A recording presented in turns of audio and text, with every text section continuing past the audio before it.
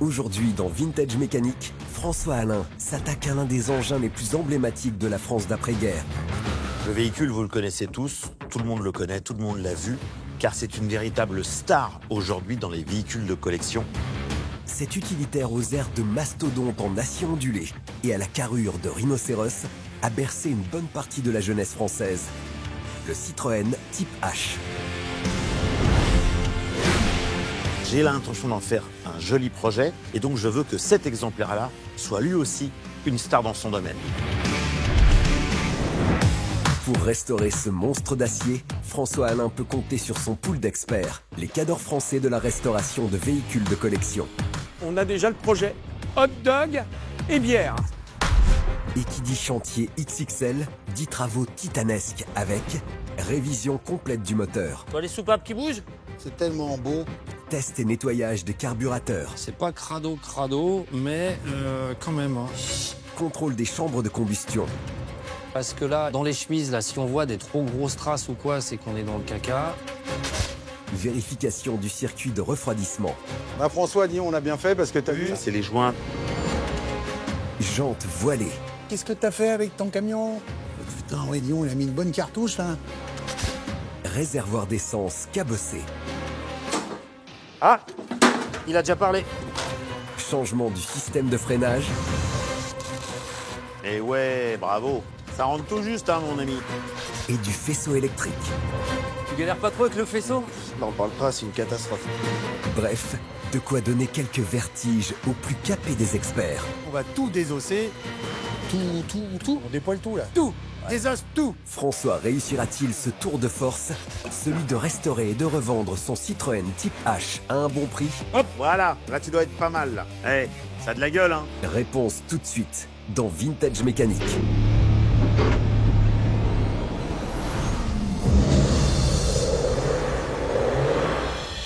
Aujourd'hui, je m'attaque à un véritable monument de l'histoire automobile française. Un utilitaire star parmi les stars, qui a servi dans toutes les professions ou presque, qui a été produit pendant plus de 33 ans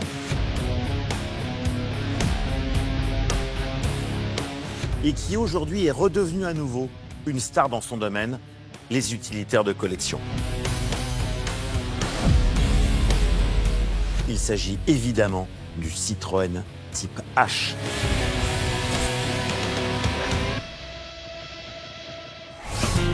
L'histoire du Citroën Type H débute en 1948 et ne prend fin qu'en 1981.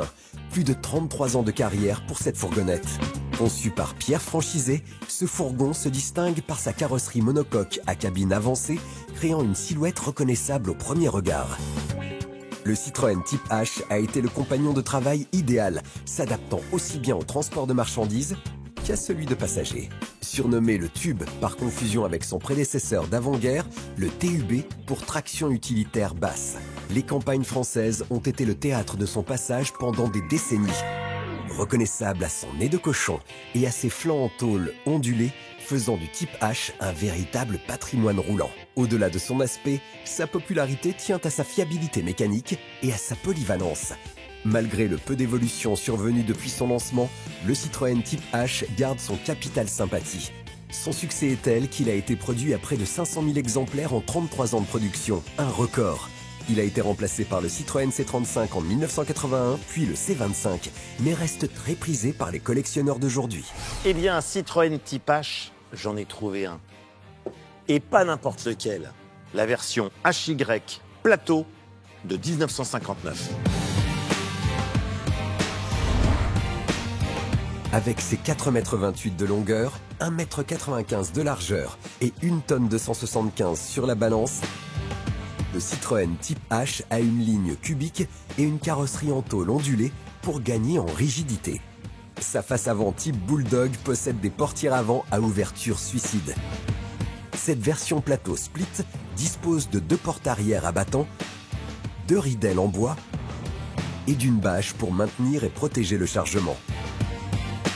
À l'intérieur, c'est minimaliste, avec ses 2 sièges séparés par un caisson d'accès au moteur et un compteur avec les indications de base. Côté mécanique, on trouve un train avant à double triangulation. suspension avec barre de torsion longitudinale et 4 amortisseurs télescopiques. À l'arrière, un essieu à bras oscillant avec barre de torsion transversale et 2 amortisseurs télescopiques. Pour le freinage, 4 tambours ventilés. Moteur 4 cylindres en ligne de 1911 cm3, alimenté par un carburateur développant 52 chevaux. Boîte de vitesse mécanique à 3 rapports. Vitesse max, 95 km/h.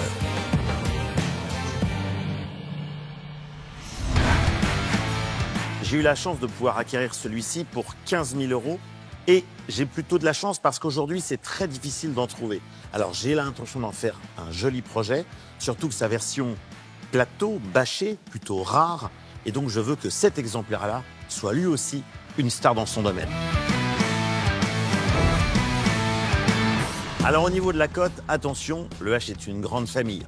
On en trouve dans tous les états et donc à tous les prix. Il faut savoir qu'une épave, ça démarre à quelques centaines, quelques milliers d'euros. On en trouve roulant, complet, à restaurer, largement en dessous de 10 000 € sans aucun problème. Mais les très beaux exemplaires peuvent atteindre 20 000 – 30 000 € dans certains cas. Et le prix peut même parfois atteindre des sommes stratosphériques avec plus de 40 000 € pour des types H au top de la restauration. J'ai plutôt de la chance parce qu'il est globalement en bel état. Alors évidemment, quelques pétouilles, mais la carrosserie est plutôt bien. On va quand même lui faire une jolie petite peinture, ça lui fera pas de mal. Quant à la bâche, bon, elle est un peu fatiguée. Si j'ai les moyens et que je trouve un bon sellier, évidemment, je lui referai une jolie bâche d'une jolie couleur. À l'arrière, j'ai plutôt de la chance parce que cette version plateau permettait plein d'aménagements différents et plein d'utilisations différentes. Souvent, le plancher était complètement flingué. Sur celui-là, il y a de la corrosion apparente. Il faut vérifier si c'est pas de la corrosion perforante. Donc, je ne sais pas encore si un bon traitement suffira ou si on doit refaire le plancher. Mais enfin, même si on doit le refaire, c'est un plancher plat, c'est pas bien compliqué. Si la restauration de la cabine du type H ne risque pas de flinguer le portefeuille de François, qu'en est-il de la partie mécanique qui sommeille sous le capot? Alors le moteur va bien évidemment faire un check complet. On va faire une révision complète et on va vérifier le circuit de refroidissement, le circuit d'huile. On va vérifier tous les consommables habituels, tout ce qu'il faut changer régulièrement, y compris les freins. Maintenant, la difficulté pour moi, c'est de trouver le bon restaurateur qui va s'intéresser à mon véhicule. Mais ensuite, il faudra aussi qu'il m'aide sur la partie arrière, qui constitue l'originalité de ce véhicule. Je pense peut-être même que mes restaurateurs vont se battre pour l'avoir.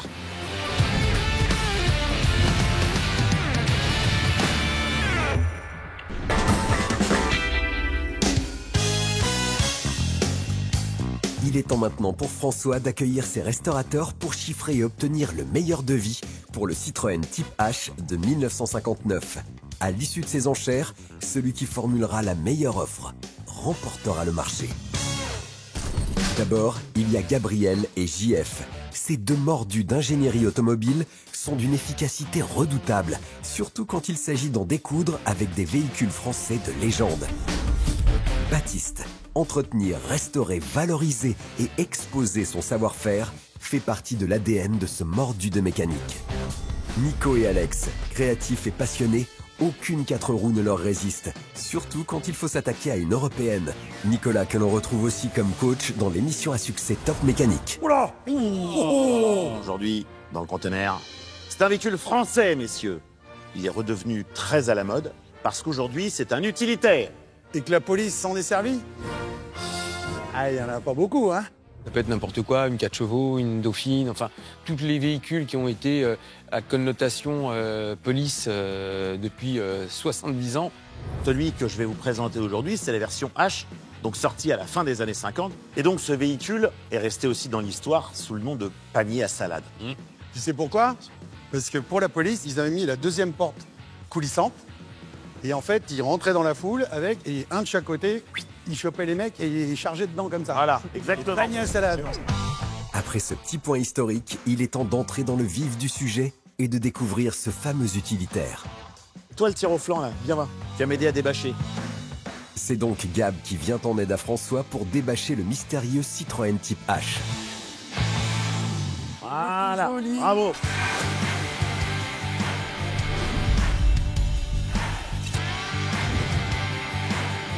Mon exemplaire, les garçons, est un exemplaire en plateau bâché. L'idée, c'est de trouver un aménagement un petit peu décalé et original. C'est-à-dire Sans dénaturer le véhicule. Il n'est pas question de modifier structurellement le véhicule. La fausse bonne idée, c'est les histoires de food truck et compagnie. Il y en a plein des H qui sont partis comme ça, limite à la casse. Puis dès qu'ils se rendent compte que c'est pas un véhicule qui est fait pour prendre de la route, mais que c'est un véhicule urbain, et ben là, ça coince. Il n'y a pas de grosse inquiétude structurelle.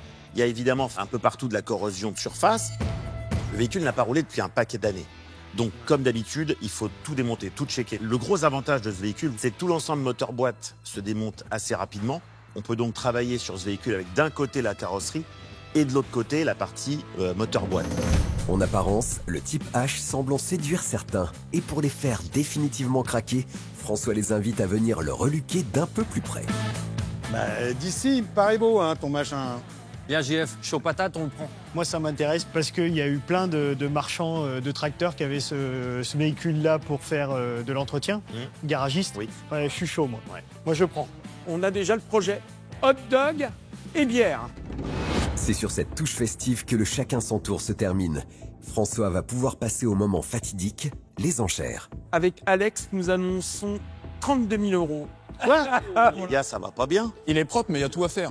Bah, moi, je le veux, donc 31. Les chevrons. Bon, c'est faisable à moins cher. Bah alors, vas-y. Trop cher. Bah, c'est parce qu'ils connaissent pas le véhicule. On va leur mettre une calotte directe 29. 29. 29, Voilà. On va dire 27, nous, directement. Ah ouais.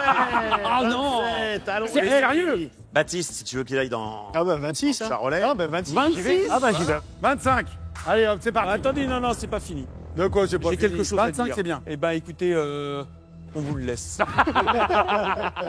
Baptiste. Ça va être compliqué, non, je leur laisse. Et voilà. C'est donc JF et Gab qui coiffent sur le poteau tout le monde en remportant le chantier pour 25 000 euros. Ajouté aux 15 000 euros déboursés par François, la facture s'élève à 40 000 euros. S'il parvient à revendre son Citroën Type H pour 42 000 euros, il dégagera un bénéfice de 2 000 euros.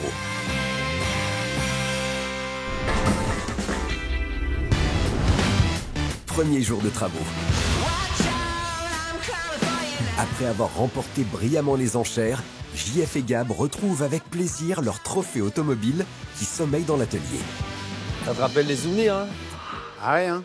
Sacré HY. Putain, j'en ai fait des bornes là-dedans, moi, quand je faisais du 2 chevaux cross. Il est chez nous, le type H. On a gagné. On l'a. Eh ouais.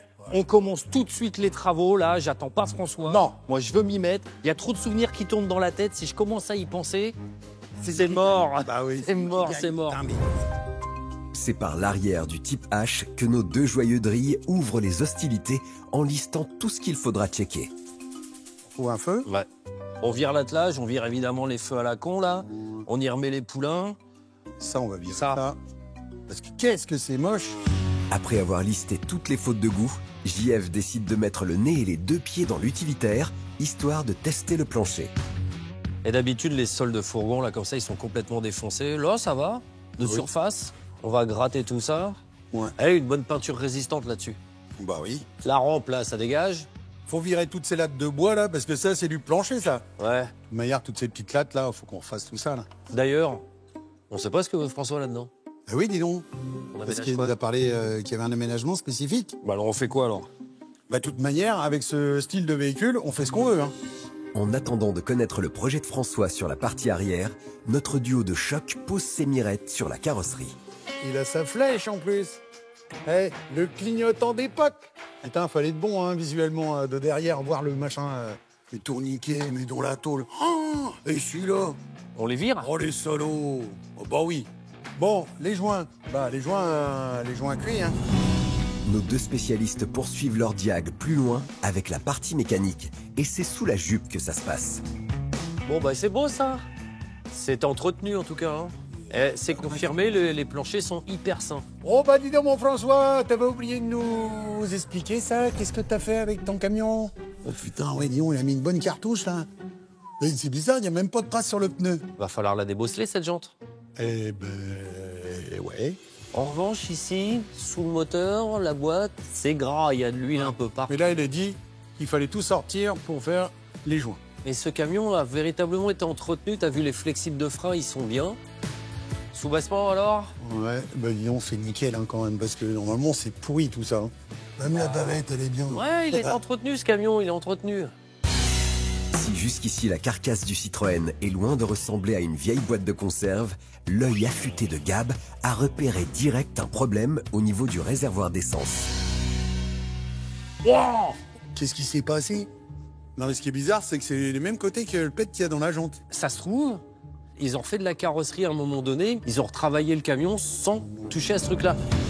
Direction le moteur, et pour ça, JF et Gab sortent l'appareillage complet pour tabasser sévère avec dépose des sièges, capot intérieur, plancher, des pièces et une horlogerie mécanique provenant directement de l'aviation. Eh quand même mon JF. Les freins hydrauliques, issus de l'aviation, mais alors les clips aussi là, les petits leviers. Tac, aviation. Les sièges suspendus, aviation. Eh ben voilà. Et là, du coup, le panneau, hyper fastoche. Nos cracks de la mécanique passent la seconde avec la dépose du filtre à air, Allez, hop. des carbus, déconnexion de la durite d'arrivée d'essence et du cache-tube-buteur. Ah, Gab se transforme ensuite en spéléologue de la mécanique pour passer au peigne fin l'état des carburateurs. Pour ça, il sort une caméra d'inspection et la plonge dans les entrailles des carbus. C'est pas crado, mais quand même. Hein. on va lui faire un petit bain. Bon, le mieux c'est de déposer le carbu là. Avant de déposer les carbus, il profite de la caméra pour contrôler les chambres de combustion du 4 cylindres en passant par les puits de bougies. Espérons que François est livré sur la bonne santé du moteur, sinon c'est la galère assurée sur le chantier. Elle a quelques rayures en bordure de chemise, mais rien de grave. Là, pareil, on voit le piston là. C'est un peu gras, mais ça va. Hein. Il y a des micro-rayures sur les chemises, mais ça m'a pas l'air bien grave pour un moteur de ce âge-là. Rien d'anormal. Yeah. Les pistons ont l'air propres. Bon, je vais aller faire tourner le moteur à la main, mon JF. Vas-y, je suis là, je regarde ce qui se passe. J'attrape la poulie du vilebrequin. Je fais tourner. Alors moi, j'y arrive parce qu'il n'y a plus les bougies pour faire compression, donc ça tourne dans le vide. Tu vois les soupapes qui bougent? Il n'y a pas que ces soupapes qui bougent, mon chéri. Hein. Oui, bah oui. Il y a les tiges de culbut, les culbuteurs. C'est tellement beau. Et Vas-y, puis- continue. Ça y est, il va démarrer, là. Vas-y. Ouais. La bonne ambiance est de mise dans tout l'atelier. Il est temps de passer à la suite avec la vérif du circuit de refroidissement et ça commence par le radiateur. Oh, c'est vert. Vert comme ça, c'est pas de l'eau. Ce camion, il est définitivement entretenu. Ça, c'est hyper rassurant.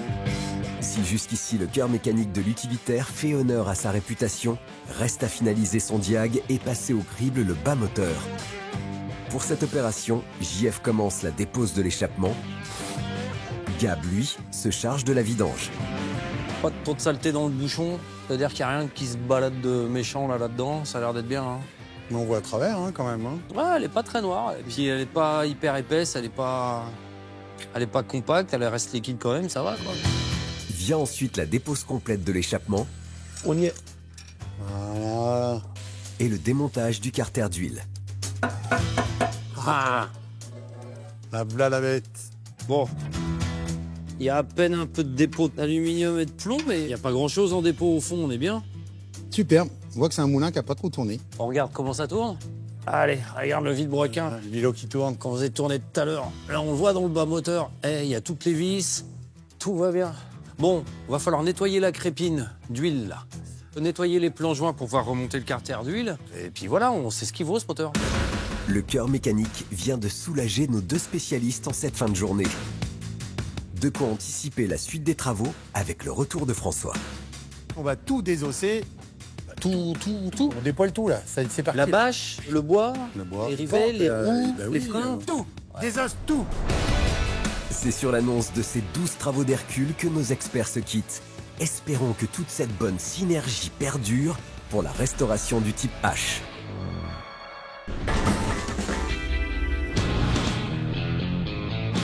Cinquième jour de travaux. C'est avec entrain que François arrive au garage pour retrouver son type H. Et dès son arrivée, il y a comme un effet de surprise qui s'empare de notre expert. Ah ouais.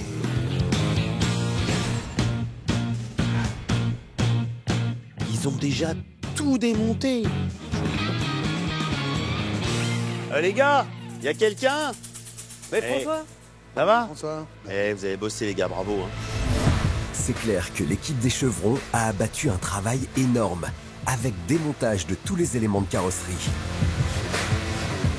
Volets, portes, poignées, pare-choc, attelage, vitres, accastillage, dépose du moteur, boîte de vitesse, frein. Ils ont enchaîné avec la bâche et la boiserie de l'armature. Bref, tout y est passé. Maintenant que vous avez désossé le véhicule, vous avez constaté qu'il était plutôt sain. Les pièces de carrosserie, tu vois, tous les volets. C'est en bon mobiles, état, hein, franchement. Hein. Eh ben, ils sont bien venus. Ouais. Ou superficiels, rien de grave. Méchant, ouais. La seule mauvaise surprise, c'est quand même le réservoir qui est. Il a dû se faire aspirer, le coco. Hein. Il est quand même vachement Ouais, à l'intérieur. ouais. S'il y a que ça de grave, franchement. Parce que trouver aujourd'hui des haches en bon état, c'est pas toujours évident. En général, ils sont très fatigués. Bon, moteur boîte, vous avez eu le temps de jeter un œil ou pas? Un petit peu, on a commencé le premier diagnostic. Parce que le moteur, on lui a dit 10-33, on a passé la caméra, on a regardé dedans. Bon, ceci dit, ce moteur-là, vous le connaissez aussi bien que moi. À la base, c'est un moteur de traction avant. Donc, c'est un moteur qui est fiable, qui est connu, qui est pépère, qui est sans pas trop vite. histoire. François a raison. Notre type H est équipé d'un moteur connu et reconnu. Le fameux 4 cylindres en ligne essence de 1911 cm3 provient de la traction 11. À l'instar de la traction avec les roues avant motrices et après le tube, le type H est le premier fourgon à traction avant de grande série. Comment ça marche? Le moteur est positionné en porte-à-faux avant, c'est-à-dire devant les roues avant. Il entraîne la boîte de vitesse qui se situe entre les roues motrices. Deux cardans font le lien entre la boîte de vitesse et les roues pour transmettre le mouvement de rotation. L'avantage dans cette configuration est que cela apporte une amélioration en termes de tenue de route. Le seuil de chargement est plus bas et la charge utile plus grande, car avec la traction, le poids du fourgon est plus faible qu'avec une propulsion. Bref, c'est une innovation notable pour l'époque.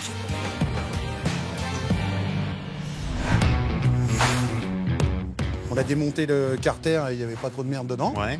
Là, ce qu'il faut, c'est continuer de le démonter pour continuer le gars, quoi. Déjà, on sait qu'il n'est pas bloqué. Ouais. T'as pris une paire de gants, quoi, parce que là, on va se mettre à, Eh, on va se mettre à bosser. eh, monsieur. Que JF se rassure, François a bien l'intention de leur prêter main forte et de croiser le fer avec le type H.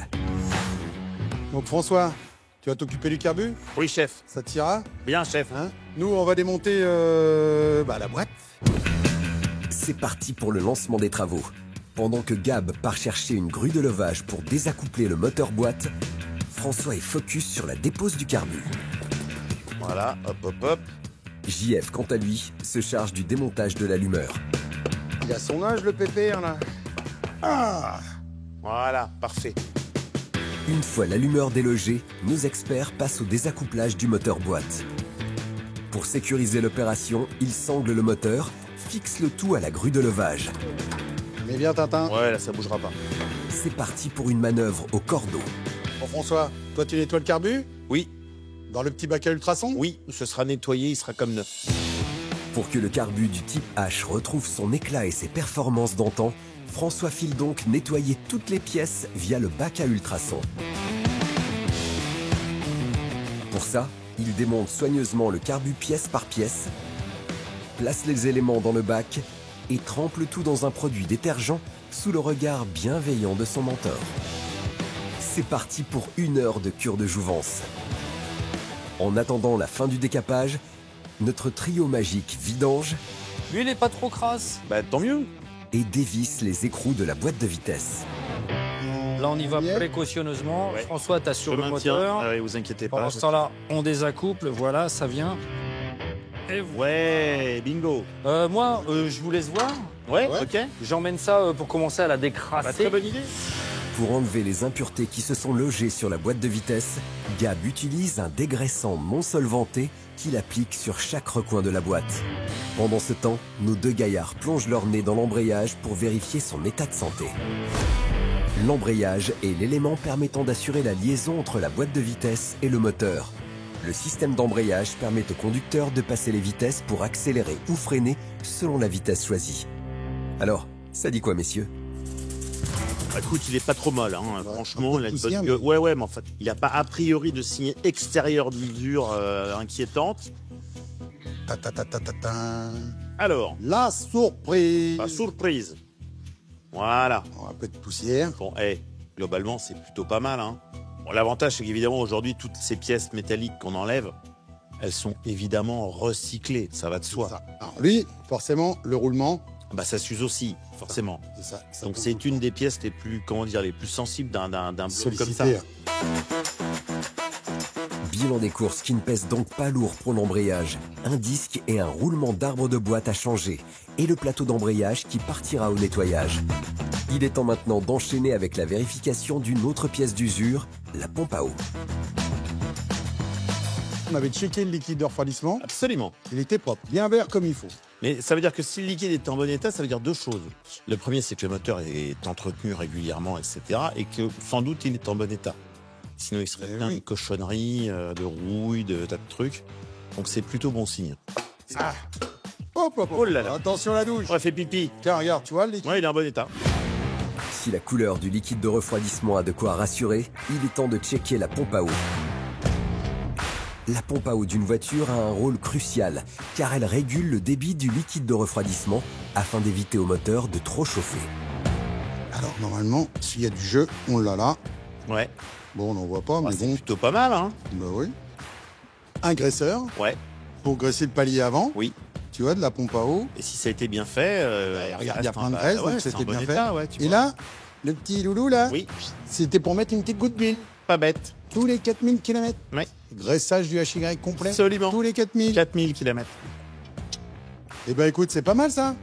Bah François, dis on a bien fait parce que t'as vu. Bah, ouais. Mais hier, il y avait une fuite. Ouais. On le voyait à l'extérieur. Ouais. Ça dégouline. Ouais. Un joint flambant neuf sera donc nécessaire pour venir à bout de cette fuite. De quoi rassurer François qui décide de rameuter ses troupes pour échanger sur la suite des opérations. Pendant que vous faites l'un et l'autre vos occupations, moi j'en ai peut-être une aussi, c'est que moi il faut que je commence à utiliser mon jus de cerveau pour l'aménagement arrière. Ouais, dis donc. Ah non, non, faut que tu commences. Non, c'est une blague. Non, enfin je Faut pas continue, commencer. Je continue. Dis donc, les travaux, ils avancent. Ouais. L'aménagement du camion, c'est quoi?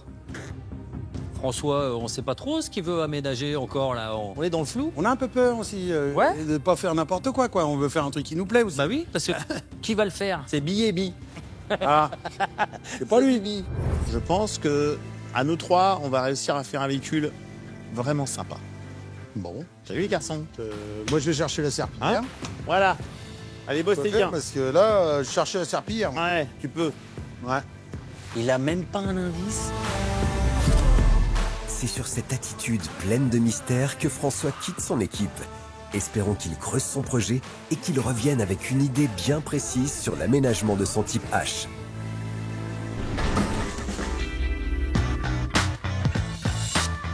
Dixième jour de travaux. François revient aux affaires et retrouve nos deux warriors de la mécanique Salut les petits gars.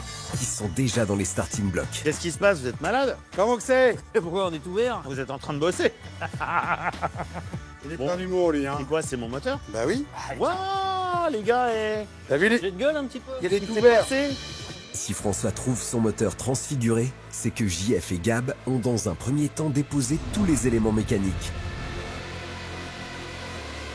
Puis ils ont fait appel à deux experts, Alexis et Jimmy, les kings de la cryogénie.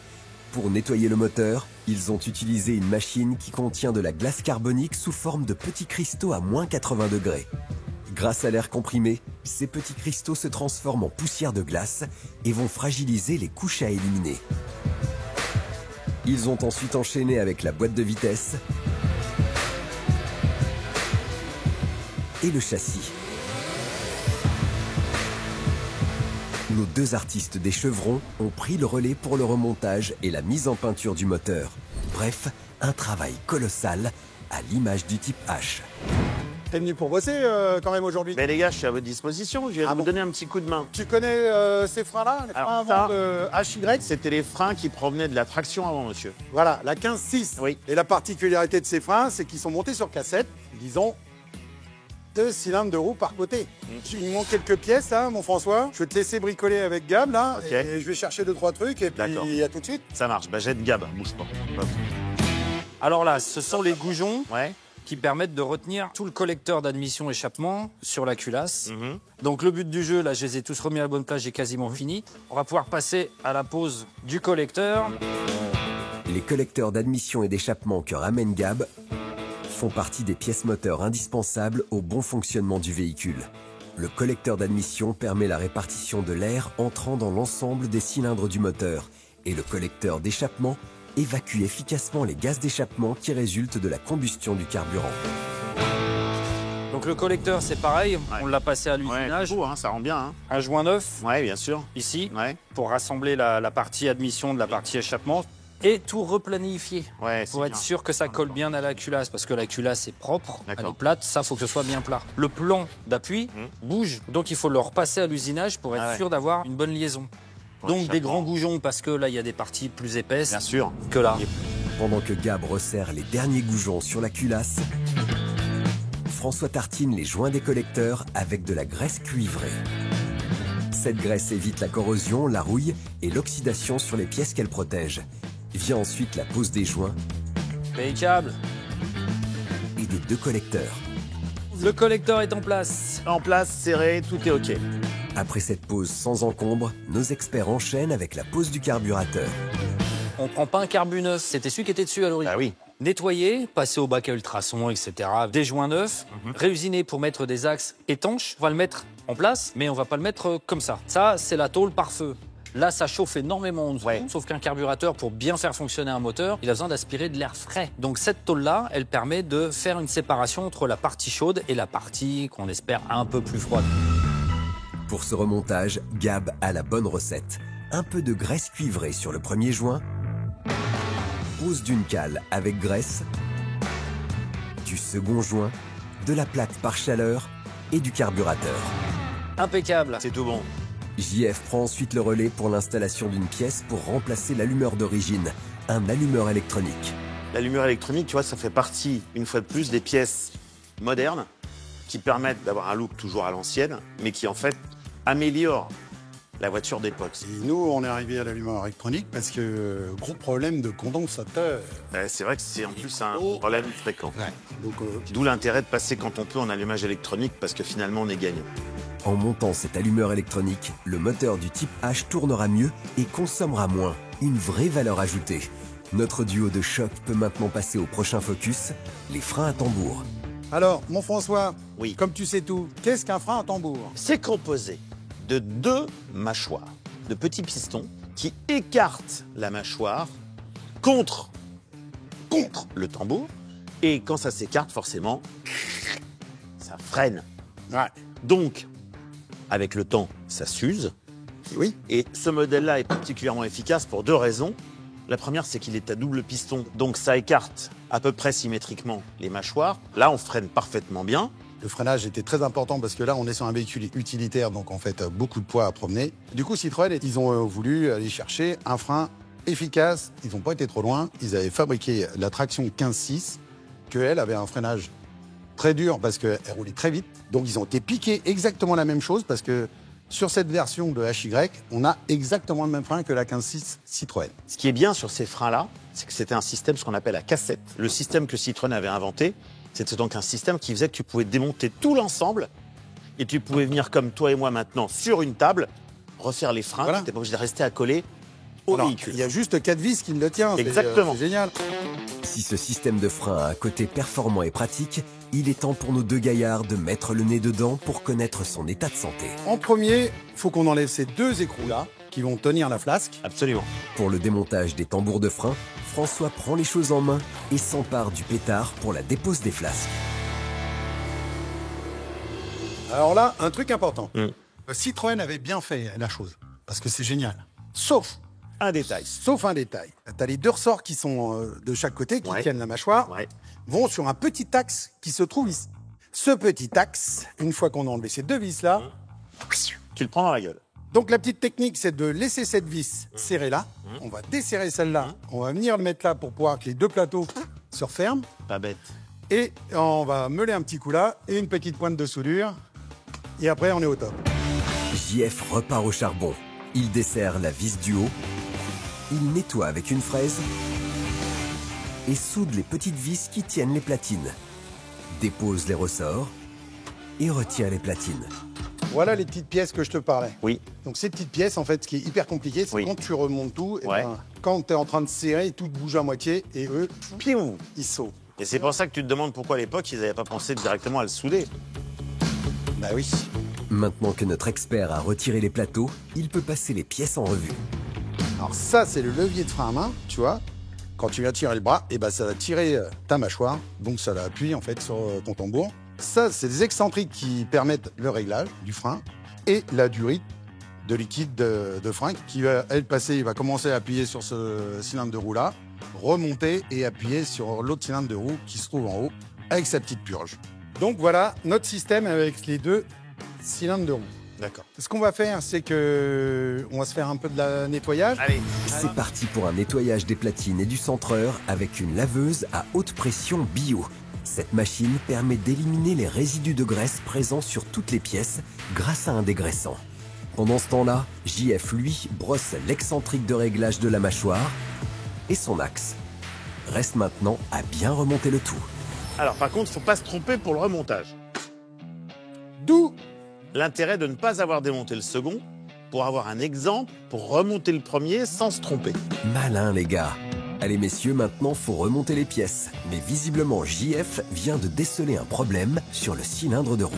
Donc le souci qu'on a, on se retrouve avec un tuyau neuf avec plusieurs problèmes. C'est qu'en fait notre raccord, il est beaucoup plus gros. Il va toucher en fait la partie intérieure de notre cassette qu'il va falloir meuler un peu pour que ce raccord puisse tourner. Le deuxième problème, c'est que le tuyau hydraulique, en fait, il est un petit poil trop grand. À la place de longer en fait notre centre en fait qui est en alu, il sort, devrait être collé en fait à ma partie alu qui est à l'intérieur. Ça gêne en fait le doigt de frein à main. C'est de l'adaptable, il faut l'adapter. Ces freins avant, compliqué ces pièces de refab.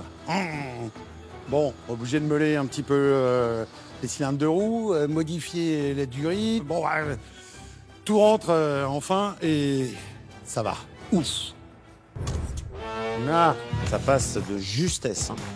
Voilà, donc il nous faut l'autre côté de notre flasque. Mais avant de mettre l'autre côté de notre flasque, il nous faut un peu de graisse. Grease bleu.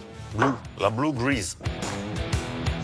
Voilà, donc je prends... Et voilà, comme dans du beurre. Voilà, parfait. Les leviers de frein à main sont mis. La platine dans le bon sens. On est pour mal. Il serait peut-être temps de mettre les mâchoires. Mâchoire toute neuve, évidemment. JF termine donc le remontage avec les mâchoires, Et ouais, bravo. Ça rentre tout juste, hein, mon ami. le ressort Yes. et la flasque. Peut-être les remonter maintenant. Eh ben non. Pourquoi? Parce qu'en fait, le châssis n'est pas peint, le train n'est pas peint. Et si on met des freins tout neufs sur quelque chose qui n'est pas peint, ça va nous gêner. Monsieur Gab, Dis donc. comment ça va bien? On a quelqu'un qui a bossé ou quoi là? Bah, tu vois. Ah, tu vas me dire que c'est toi qui as bossé, JF? Bien sûr. Bah, évidemment. Si la bonne humeur est de mise, Gab est toujours en attente de l'aménagement définitif du plateau du type H. Eh ben, je pense que l'idée va vous plaire, les garçons. L'acheteur potentiel du H, c'est quelqu'un qui est passionné par les motos vintage.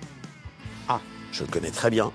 Si on lui prépare l'aménagement arrière avec une rampe pour installer sa moto de collection, alors là, les gars, bingo! Et je connais quelqu'un qui peut nous aider là-dessus, parce qu'il l'a déjà fait, et même sur un véhicule ancien, il sera complètement pour. Bon, d'accord, pourquoi pas? C'est sur cet accord que François quitte ses deux hôtes. En attendant de voir débarquer l'expert en aménagement, la team a encore pas mal de boulot. Allez, on lâche rien, messieurs.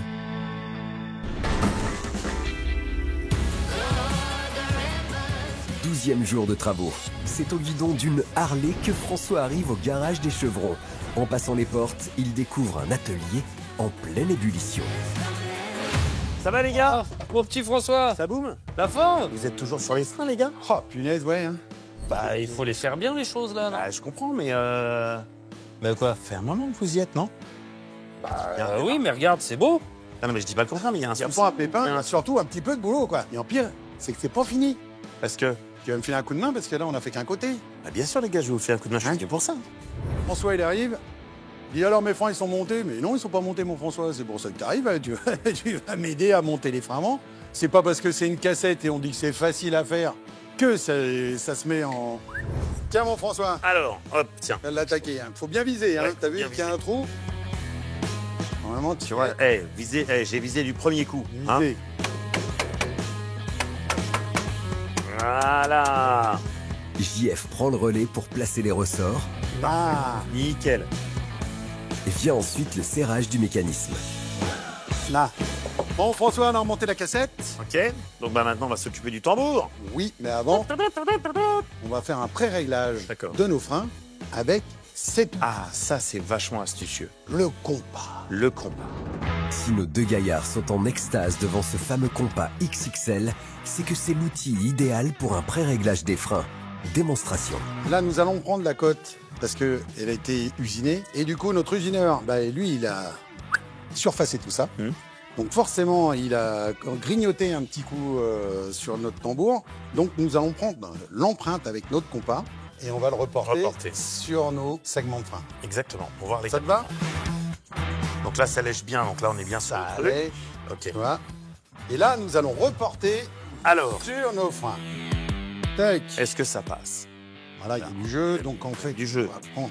Tu peux régler un tout petit peu. Ouais, je pense qu'on peut en mettre un petit coup. Tac, ça me paraît pas mal ça. Bon bah c'est réglé mon François. Parfait. Tac. Donc là, on n'a plus qu'à mettre le tambour. Il va épouser de très près l'écartement que tu as fait pour les mâchoires. C'est ça.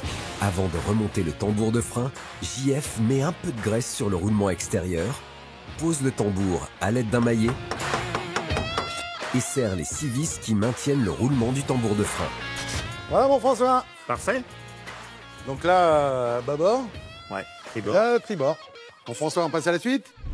Qu'est-ce qu'on fait maintenant? On va réassembler le moteur et la boîte. Hein, allez, on s'y met, les gars. Allez, hop, hop, hop, hop, hop, hop. Non, non, on n'enquille pas. Tu te rappelles Pourquoi que ta boîte était pleine d'huile quand même. Il nous reste encore de l'étanchéité à faire. Tu vois là, tu as les tulipes de sortie, c'est là-dessus Ouais. que vont venir se fixer les cardans. Les Qui cardans vont- qui vont aller jusqu'aux roues. Sur ce modèle, Oui. c'est pas un modèle de cardan moderne, où les cardans modernes, tu as vu sur les bagnoles plus récentes, tu prends le cardan et tu l'enquilles Hop. directement dans la boîte. Oui. Et ben là, il y a une partie du cardan, on va dire la sortie de boîte, qui reste solidaire de la boîte de vitesse. Oui. Donc l'étanchéité se fait au moyen d'un joint SPI qui est là. D'accord. Alors, C'est la différence. On va venir boulonner là-dessus et on va pas faire une étanchéité interne. Donc ce truc-là s'use et c'est ça qu'il faut remplacer. On va faire ça ici sur le support. Ce sera beaucoup plus pratique pour changer le joint SPI. On va virer l'écrou ici tant qu'on est bien maintenu. On va virer toutes ces vis qui tiennent la platine. On va tapoter dessus et Ouais. on va changer ce joint SPI. Et on changera peut-être le roulement s'il est abîmé. C'est reparti pour notre trio d'experts avec Gab aux manettes qui dépose l'écrou central, retire les vis et la platine. Oh, je sens que ça vient. Hop là. Voilà. Donc, on a sorti la pièce. Donc je renlève encore mon écrou parce que j'enlève cet adaptateur. Donc voilà, hein. Le mouvement dans la boîte de vitesse, il est transmis sur cet axe-là. Ouais. Donc là, il est fixe, puisque fixé au carter. Mhm. L'étanchéité se fait là-dedans. Donc là, on voit le roulement. Là, on voit le joint SPI. ouais. On va sortir cet axe, parce que l'axe est serti dans le roulement, D'accord. pour aller tout vérifier à l'intérieur, l'état des pièces. Et là, Ok. on sent que il y a un petit Ah, peu il y a un de jeu. petit jeu. Il n'est pas énorme. Non, mais un ça petit suffit pour que ça fuit. Donc voilà, on va le placer dans la presse, on sort l'axe, on va démater la bague, enlever le roulement, enlever le joint SPI. D'accord.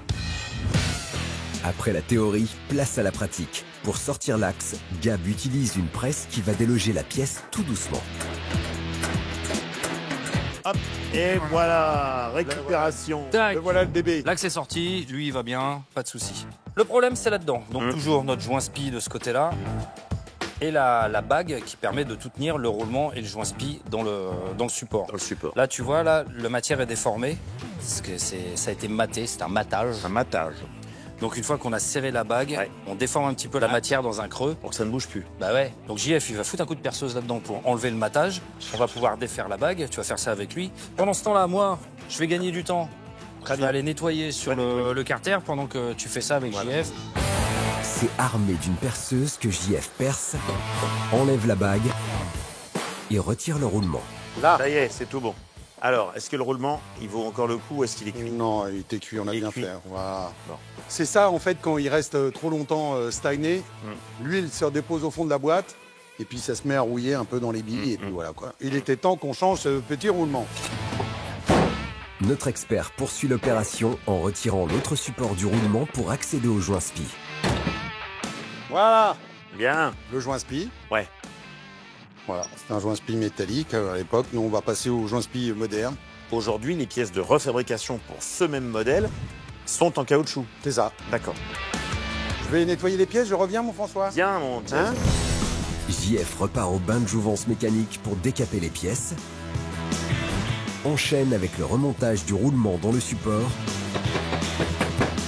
et de la bague de maintien. Donc là, il a serré à fond le JF. Hum. Donc on a bien le roulement en fait qui est pris complètement en sandwich Ouais. comme ça. Clac. Clac. D'un côté sur la pièce, de l'autre côté avec la bague. Hop là, ça vient de serrer. D'accord. Il ne bouge plus. Donc là, je peux pas mettre le petit coup de pointeau là parce que tu vois, on est directement face au trou. Ouais. Donc je vais le mettre ici. D'accord. L'important c'est de déformer la matière pour qu'une partie en coin appuie sur une autre partie en coin quand on les déforme.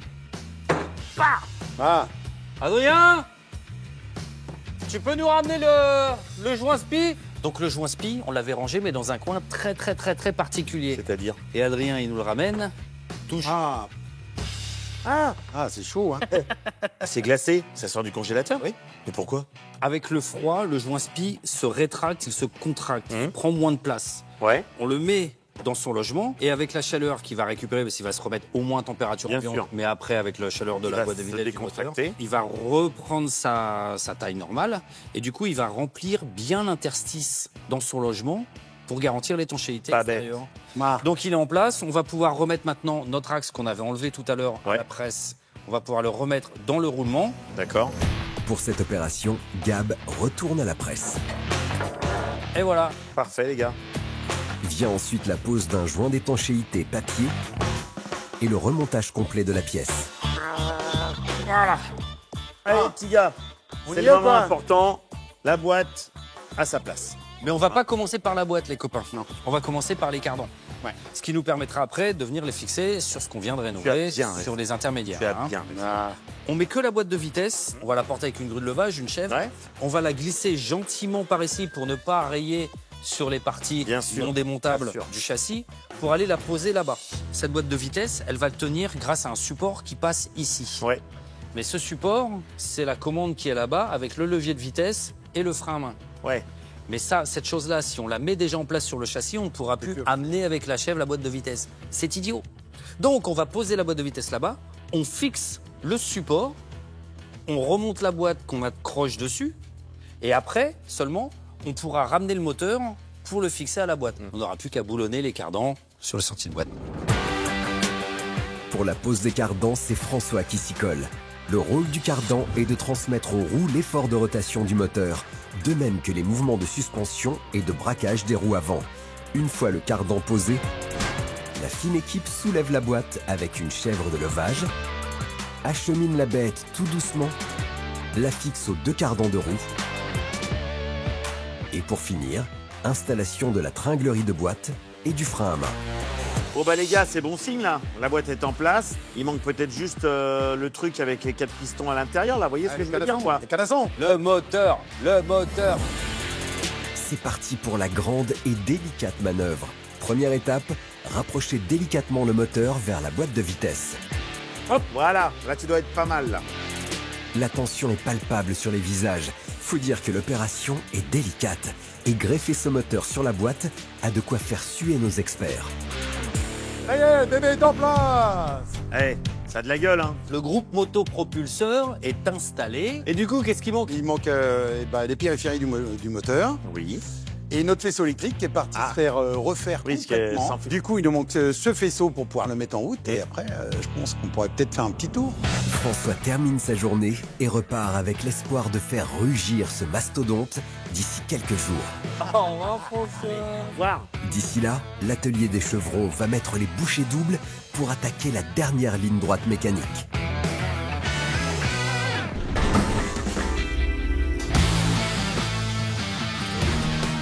« 20e jour de travaux. Gab rejoint Adrien, son jeune padawan, Bon, t'en sors, Adrien? qui est déjà on fire sur le montage du faisceau électrique. Tu galères pas trop avec le faisceau? N'en parle pas, c'est une catastrophe. Ah oui, pour passer le fil, ouais, c'est plus simple pour tirer le faisceau. Mais bon, t'as déjà passé devant, c'est cool. T'as mis les câbles de frein, tout ça, là, silicone? Ouais, tout à fait ça. On est pas mal. Du coup, JF, là, avant de partir chercher le reste des pièces, il a monté quoi? Le radiateur, tout ça, les périphériques, c'est en place. On n'est pas trop loin de pouvoir démarrer le moteur, là? Ouais, là, il y a juste à mettre du plus de essence et normalement, ça devrait démarrer. Bah, du coup, le faisceau, on va rajouter un fil C'est ça. pour l'allumage. Juste un fil de la batterie ou un bobine et puis c'est tout. Ah bah, t'as déjà branché ça, t'es prêt? Ouais. Les câbles. Ok, on va se rajouter un fil. Alors, je vais aller me brancher, hop là, sur le plus. Tu vas prendre l'accélérateur, Ouais. Son accélérateur le est démarreur. C'est moi aussi. T'as tout, quoi. J'ai tout. Moi, je fais l'allumeur. C'est ça. On est prêt? On est prêt.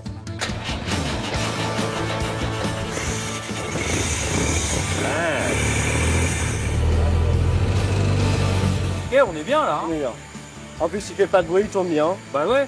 Je vois que t'as fini l'échappement avec. Ouais. Là, le moteur est complet, il démarre. C'est un régal. Le soulagement, ça marche bien, le son est joli, tout va bien. Je file avec Vitor, on a des roues à redresser, un réservoir à voir si on peut le sauver. On a encore du taf, mais ça sent bon, là. Yo, mon Vitor, on commence par la jante? On commence par la jambe. Comme ça, on va la mettre sur le tour à redresser, parce que c'est vrai qu'elle a pris un beau. Elle a pris, ouais. On a de bons échos? Cela. Ouais, J'ai contrôlé, c'est ça. d'accord. On se monte ça sur la machine, on Il faut commence être par à ça, deux. on regarde Il faut comment être ça à deux. marche. C'est parti pour nos deux gaillards qui se dirigent sur la machine appelée le tour. Une fois la jante fixée à l'aide des écrous, ils peuvent passer la jante au crible. Première étape, il allume le tour qui fait tourner la jante. Et là, on regarde, tu vois. Un comparateur posé sur le bord abîmé va détecter les éventuelles déformations. Elle a surtout pris ce coup, là, c'est tout. Hein. Le reste, c'est raisonnable. Hein. Et à l'extérieur. Oh, Non, ça va. ça va. Elle a surtout pris le coup, là. Ok, ça marche. Bon, en même temps, on n'a pas besoin de la marquer, on voit bien où c'est. Hein. Du coup, tu vas pousser avec le V1. Allez, on commence, on va regarder comment ça marche. Pour cette opération, Vitor utilise le vérin hydraulique de la machine. Ce vérin va permettre de redresser le bout de la jante voilée. Voilà, là, t'es en appui. Voilà, ça pousse, ça pousse, ça pousse. Vas-y. Hop. Ah, elle vient bien. Et la force de l'hydraulique. Je crois qu'il va falloir qu'on reprenne un autre embout. Écoute, t'en as pour un bout de temps maintenant que c'est placé. Ouais. Je m'occupe de préparer le réservoir, ça te va? Ouais, je Ça, je te laisse peinard, tu pourras être tranquille. Gab prend donc les devants et prépare le réservoir en le fixant avec des sangles.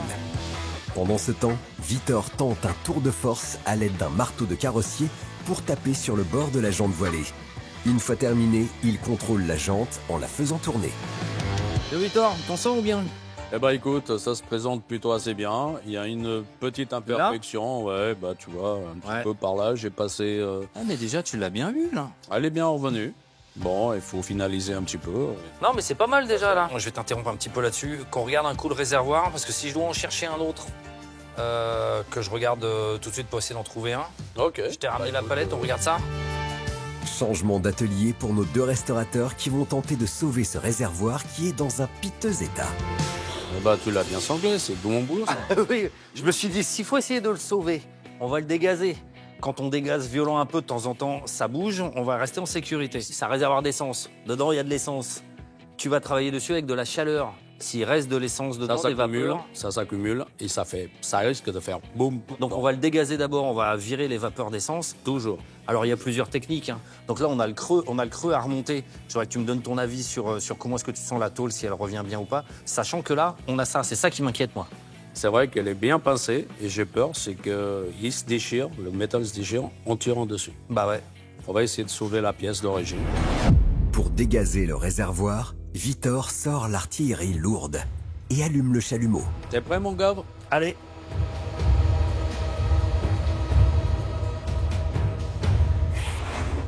Voilà. Ouais. Attends. On recommence.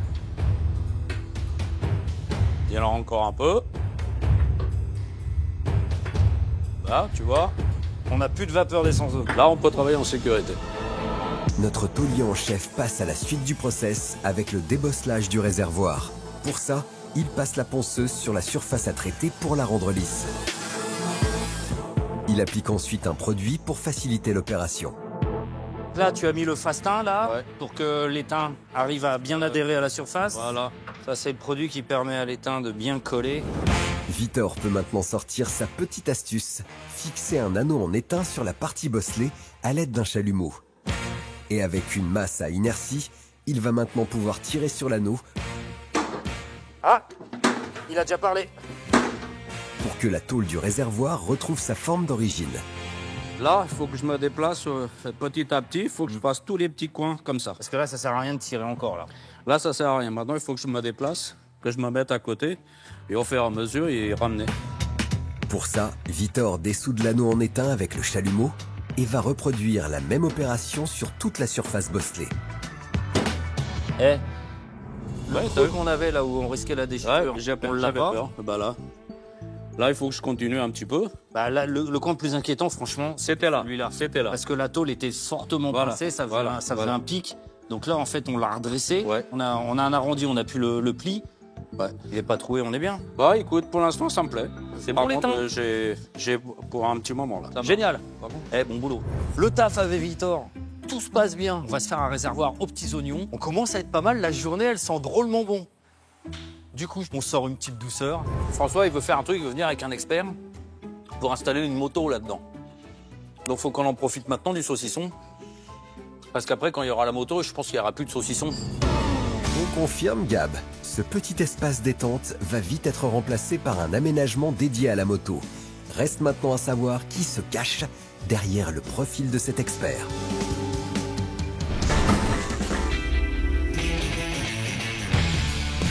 « 23e jour de travaux. Après plusieurs jours d'absence, François revient au chevet de son type H et retrouve JF qui est déjà au taquet. Waouh! Monsieur Jeff! Bon, François, Comment ça va? bah ça va? Mais ça a vachement avancé, les gars, c'est Ouais, dis super. donc. Et t'es tout seul? T'as pas ton expert? Mais il va arriver. Bon, t'as vu ta peinture? Regarde. Eh, satiné, d'origine. Là, on a refait le plancher. Ouais. Bon, du coup, le Gab, il a bien bossé? Il est pas là? Non, il est pas là, non. Parti faire les courses? Ouais, certainement. Une grosse course d'une semaine. Si Gab est aux abonnés absents aujourd'hui, c'est pour gérer un autre chantier à l'extérieur du garage. Mais que François se rassure, JF prend le relais pour faire un topo sur le chantier. Donc, ils ont démarré le moteur. Le moteur démarre. Bon. On a monté le faisceau électrique Ouais. complet. Ouais. On a réparé ta jante qui était abîmée. Ouais. On a réparé ton réservoir qui était un... Moi, je suis venu avec la moto idéale pour l'installer dans le H pour qu'on voit ce que ça donne. Et pour voir ce que ça donne niveau aménagement du type H, l'expert tant attendu fait enfin son apparition. L'expert en question, c'est Mika, the spécialiste de la moto. De quoi créer un bel effet de surprise dans tout l'atelier. Oh, Mickaël! C'est lui! Ah bon, c'est bien. T'as reçu les pièces indispensables pour ce que tu veux faire, Loulou. Je me disais aussi, je montais un truc, je sais pas d'où ça vient. Bon, je supposais que c'était pour là-dedans. Le petit cachotier, le François. Il avait ramené le Mickaël, d'accord. Et c'est pour ça qu'on avait reçu toutes ces pièces pour adapter en fait l'aménagement que François nous avait caché. Donc en fait, il voulait mettre une moto dedans. Et ça, c'est pas mal, ça me plaît. Pour passer à l'action, nos trois gaillards se dirigent vers la moto sur laquelle François est arrivé. Et il n'a pas choisi n'importe quelle moto. Celle-ci est aux mêmes dimensions que celle du futur acheteur.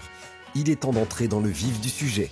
Pour ça, il ramène la moto tricolore près du mastodonte et c'est maintenant à Mika d'expliquer l'installation qu'il a prévue.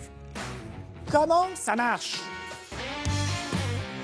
Le but, c'est quoi? C'est que la roue vienne se positionner à l'intérieur de ce sabot. Quand tu es au milieu, ça bascule, tac, et ça vient te plaquer l'avant du pneu sur cette partie-là. Bon, c'est bien, mais il n'y a pas qu'un seul diamètre de jante. Oui, il faut régler en fonction Là, de la taille là-dessus, de la... on est sur du 19 pouces. Donc, globalement, on doit être quand même sur des gros diamètres. Si tu as un petit scooter à emmener, tu l'avances et ça fera son mouvement. Plus tu le recules, c'est là. Voilà, donc le but, là, vraiment, on va le poser, on va le mettre à blanc. Parce qu'il faut bien comprendre un truc, c'est qu'il ne faut pas non plus que ton garde-boue avant vienne frapper l'avant de la coque. On va le mettre là, parce qu'il faut quand même la débéquiller. Vous êtes parfait. Hop, on y va. C'est merveilleux, les gars. Pas si merveilleux que ça, François. N'oublions pas que l'expert, c'est Mika. Et lui, il a le compas dans l'œil. On va avancer un peu le sabot. Ok. Tu vois, on est sur un cran peut-être trop reculé. Un cran, tu dis alors? Un cran, peut-être deux. JF prend les choses en main et avance le sabot de 2 crans. Check. On y va? Allez, on est parti, les garçons. Là. Eh, Ah, mieux. Et là, on est parfait. Là, on est bien. Wow. Bon, ça, les gars, ça, c'est bon, on sait que c'est bien calé. Je vais le réinstaller à l'intérieur sans le fixer. Pourquoi? Parce que j'ai quand même une petite inquiétude, je vous cache pas, sur la longueur de la moto. Là, François, il me dit que ça passe. Ça passe. Tu verras, ça passe. Comme tu veux. Moi, je vais poser ça, je veux quand même vérifier, parce que si on peut pas fermer les portes, Ah bah, c'est con. on a l'air de 3 abrutis. Pas faux, Mika. Vaut mieux bien tout vérifier. Pour cette opération, notre expert installe le sabot à blanc sur le plancher. JF, lui, sort la rampe pour permettre à son acolyte de monter et positionner la moto sur le sabot. Bref, un vrai travail d'équipe. Parfait. Pas mal, pas mal. Eh, franchement, bravo. Regarde, dis donc, Bravo. tu veux que ça passe, mon François? Bravo, c'est super. Eh, en plus, ça rentre pile poil. Si l'ambiance est au beau fixe avec cette première étape, Mika va faire redescendre l'emballement avec la suite des opérations. C'est bien, là, ce qu'on a fait. On a mis la moto dans le sabot, mais on n'a rien fait, là. C'est-à-dire que là, tu vas faire un tour, la moto va dégager, va sortir de... Ah, ça va dégager, comme on dit. Donc, très important, le sanglage. Je pense qu'il faut, outre le sabot, il faut 4 points d'ancrage. Alors, tu les mets au plus en avant de manière à écraser la fourche. C'est important, elle est plaquée. Donc tu te mets toujours sur des points fixes. Le cadre, là ici, alors en faisant un tour de sangle, hein, parce que si tu mets le crochet, tu arraches tout, ou autour de ton T supérieur et de T inférieur, ce qui est souvent bien mieux, et ça te permet de le tirer là. En fait, il faut que la moto fasse corps avec le véhicule. Complètement, il ne faut pas qu'il y ait de mouvement. Il faut pas que ça bouge. Le problème, c'est pas de savoir si c'est facile ou pas facile de fixer un sabot sur ce genre de remorque comme le type H. Ce qu'il faut savoir, c'est que c'est méthodique. Si on le positionne mal, la moto est dessus, c'est mal sanglé, c'est mal attaché, la moto peut avancer, tomber et tu plantes globalement une moto de 40 000, tout simplement parce que tu l'as mal sanglé. Franchement, ça fout les boules. Pour mettre en œuvre l'installation pensée par Mika, JF prend les mesures, marque avec un crayon l'emplacement exact des points de fixation du sabot, perce les trous et pose le premier rivet dans la tôle du plancher. Et voilà. On a inséré, en fin de compte, un pas de vis dans une tôle qui, au départ, n'en avait pas. C'est ça. De ce truc-là, Jeff, effectivement, ce qui est cool, c'est que l'écrasement que va provoquer donc, ta pince à rivet va pincer la tôle entre sa partie supérieure pour éviter qu'elle parte et, en fin de compte, garder le filetage où là, on va pouvoir effectivement mettre notre tête de 8 qui est dedans. Donc, c'est vraiment l'écrasement des deux pièces. C'est un écrou dans un endroit où on ne peut pas mettre d'écrou.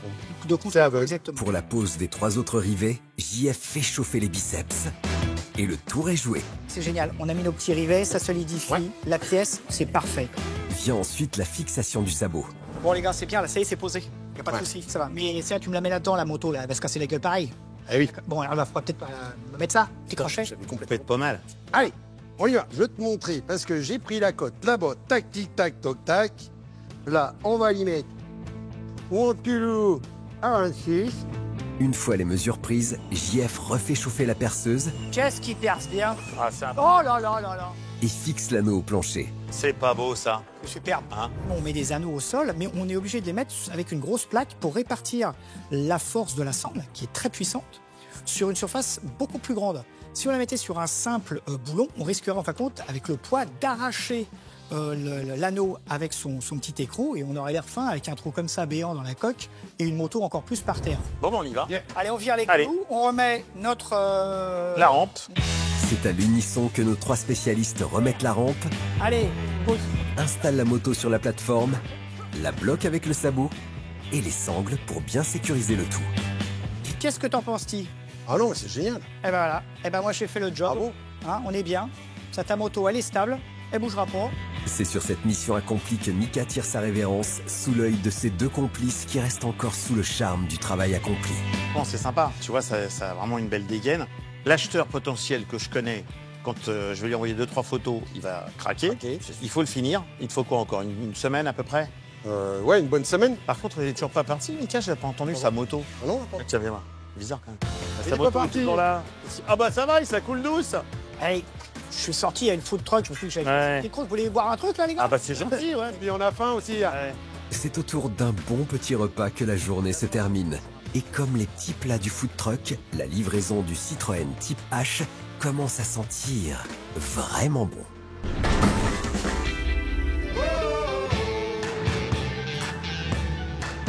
Après une semaine d'attente, François arrive tout guilleret pour retrouver sa Dream Team, Ça va de ton côté, c'est propre, toi, mon gabounette. qui fait briller de mille feux le Citroën Type H. Bon, François. C'est la journée des mecs à casquette. Bah ouais, t'es tout beau, belle casquette. Allez. Et si on regardait un véhicule? Ah oui, ça va bien. Ah, c'est beau. C'est beau, les garçons, c'est beau. Si François est charmé par le résultat, c'est que durant une semaine, ça a tabassé sévère dans l'atelier, avec nettoyage et ponçage, mise en après époxy anti-rouille et application d'une peinture dite Raptor. Cette peinture a une grande résistance aux intempéries, aux UV, à la corrosion et aux rayures. Un sellier a pris le relais pour la conception d'une nouvelle bâche. Pour ça, il a repris les cotes de l'ancienne bâche et en a confectionné une nouvelle.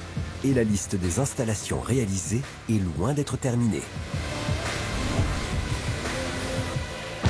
On t'a mis des pneus. Des vrais Dolstein, il n'arrive pas à le dire. Ouais, parce que Alors, moi- c'est un crève-cœur, parce que Michelin, impossible de retrouver chez Michelin, ils ne fabriquent plus. C'est fou, mais Donc c'est un crève-cœur pour l'époque du camion, mais on est obligé, c'est le seul pneu qui est montable. T'as vu là le pare-choc tout moche derrière, là, avec les feux de remorque et tout accroché à la Gimmonde. Là, on a remis les supports poulains comme à l'origine, des vrais tubes sous des hauts châssis. Après la partie arrière, place à l'avant avec l'installation d'un accessoire qui va à coup sûr plaire à notre amateur de voitures de collection. ah, hey. Et ça, Ah, ça, la flèche clignotante. Ouais. Je crois savoir qui est le petit malin qui y a pensé. eh bah t'as raison. Oui. Notre ami Jean-François de la Ah, bien Zercar, sûr. fabrication sur mesure. Ça, c'est top. Parce qu'on était embêtés, parce que ces choses-là, normalement, ça s'éclaire et puis c'est tout. Mais dans la circulation d'aujourd'hui, personne n'est habitué à Ah, ça. les gens savent plus ce que c'est qu'une Voilà. flèche. Donc il faut une navette. Et c'est la seule navette Ah, clignotante. c'est top. Qu'on incorpore dans les flèches des voitures Voilà. d'avant les années 60. Comme quoi, une fois de plus, la techno moderne peut se mettre au service des voitures anciennes. Allez, on monte là-dedans. Ouais. Les trois compères embarquent en cabine pour passer en revue tout ce qui a été accompli niveau habitacle. Bon, est-ce qu'on le met en route, notre pépère? Allez, contact. Hop.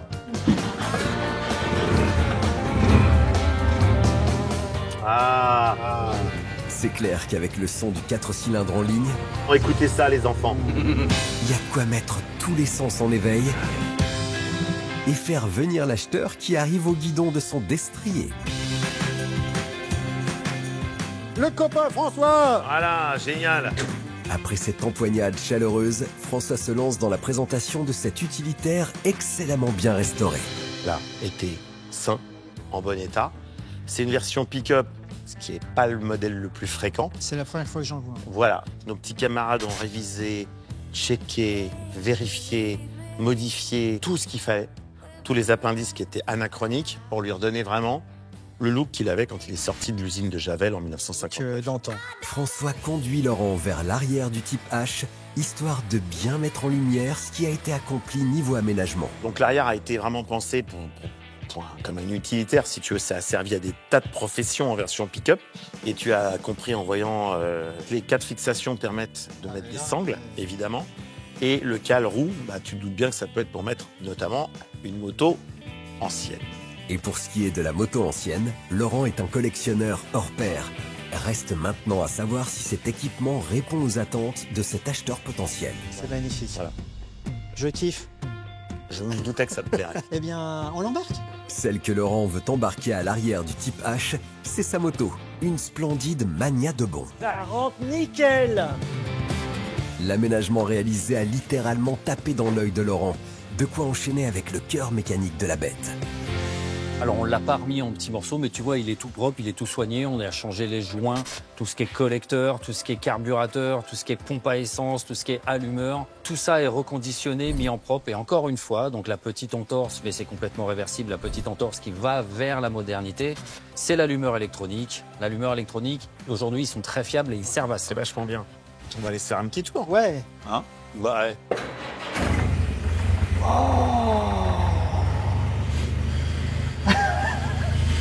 Bienvenue dans les années 50. Ah, je sens la tôle qui vibre. Oh, ça vibre. C'est bon, Ça c'est- marche. Voilà. C'est exactement ça, Laurent. C'est sur cette belle maxime que le type H prend la route. Et à peine sorti du garage, le mythique utilitaire des années 50 provoque déjà ses tout premiers effets. C'est magnifique, c'est magique. Alors, comment tu trouves? Eh ben, je trouve que la troisième, elle se mérite. Ah bah, t'iras pas plus loin parce qu'il n'y a que 3 vitesses. Hein, donc, En fait, ce qui est marrant avec ce genre de véhicule, c'est que chaque fois que tu passes une vitesse, tu as l'impression d'avoir réalisé un exploit. c'est ça. Tu dis, elle va passer, elle va pas passer. Il y a un peu de ça. J'imagine à tous ceux et celles là, qui ont conduit ce type de véhicule, franchement, ce sont des héros. Pour savoir si Laurent a lui aussi l'étoffe d'un héros, il va tâter du levier de vitesse. Bon, visiblement, conduire un type H n'a rien à voir avec un utilitaire moderne, mais il en faut plus pour perturber ce passionné de véhicules vintage. Tu sais quoi, je suis déjà sur ma moto en vérité. Bah, c'est ça. On n'est pas très éloigné. Voilà. C'est une machine à remonter le temps. C'est ça. Laurent termine son test sur route et rapatrie le type H au bercail Bon, les gars. pour partager ses impressions. Superbe. Alors, mon Laurent, qu'est-ce que t'en penses? Eh ben, j'en pense qu'au-delà de l'essayer, il avait bien chez moi. Ouais, ça, j'avais bien senti. C'est comme si je te fais rentrer dans une pâtisserie. Tu peux pas résister, c'est normal. Bon, par contre, il faut malheureusement qu'on parle des choses qui parfois fâchent. Le sujet qui fâche, c'est le prix de vente que François va fixer. Et vu la charge de travail abattue sur ce chantier, il n'est pas prêt de faire une fleur. Bon, le prix d'entrée, il était clairement défini à 43 000 euros. 43, mais là, t'as compté la moto à 43. Non. Alors, ta moto, je sais pas combien elle vaut. Elle est très belle, elle vaut peut-être un peu d'argent aussi. Laurent a beau essayer, mais avec François, quand ça parle oseille, ça blague pas. Bon, et dis-moi, qu'est-ce que t'es capable de faire sur le 43? 41, t'en penses quoi? Écoute, 41, ça me fait un peu juste parce qu'il faut quand même que je finance ces messieurs qui ont travaillé à juste titre. Bon, ce que je propose, c'est 41 500. Et tu sais quoi? Ouais. Je file ma casquette pour ce prix. Yes. C'est mieux, c'est raccord? Adjugé vendu, mon Laurent. Ok, super. C'est sur ce prix de 41 500 € que François conclut la vente du Citroën Type H. En déboursant 15 000 € à l'achat et 25 000 € pour la restauration, il a réussi à dégager un petit bénéfice de 1 500 € pour une prochaine restauration. Quant à JF et Gab, ils ont réussi un exploit, celui de restaurer et redonner vie à cet utilitaire d'anthologie.